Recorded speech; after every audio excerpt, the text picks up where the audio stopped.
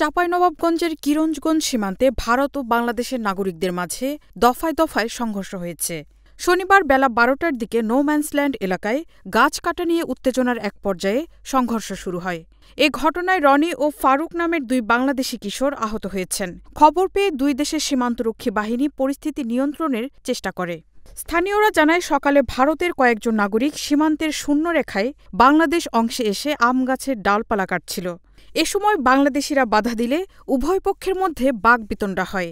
পরবর্তীতে দুই দেশের নাগরিকরা সংঘবদ্ধ হয়ে শূন্যরেখার কাছাকাছি অবস্থান নেয়। এক পর্যায়ে তাদের মধ্যে দফায় দফায় ধাওয়া পাল্টা ধাওয়া শুরু হয়।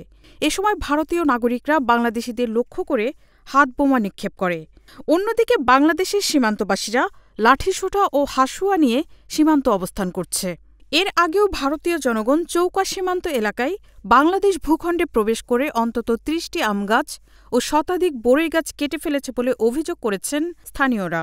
এদিকে কিরণগঞ্জ সীমান্তে শুরু হওয়া এই উত্তেজনা ছড়িয়ে পড়ে কাঁটাতারের বেড়া নির্মাণকে কেন্দ্র করে আলোচিত সেই চৌকা সীমান্ত পর্যন্ত। ওই সীমান্তের ৩ কিলোমিটার পর্যন্ত উত্তেজনা ছড়িয়ে পড়ে।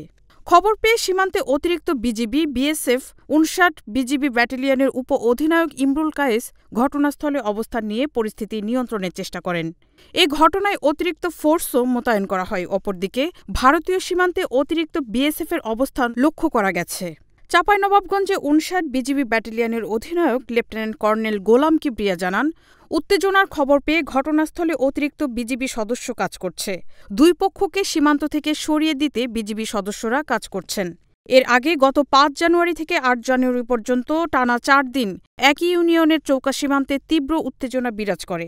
বিএসএফ স্থানীয়দের সহায়তায় আন্তর্জাতিক আইন ভঙ্গ করে অবৈধ স্থানে কাঁটাতারের বেড়া নির্মাণের চেষ্টা করলে এ উত্তেজনার সৃষ্টি হয়।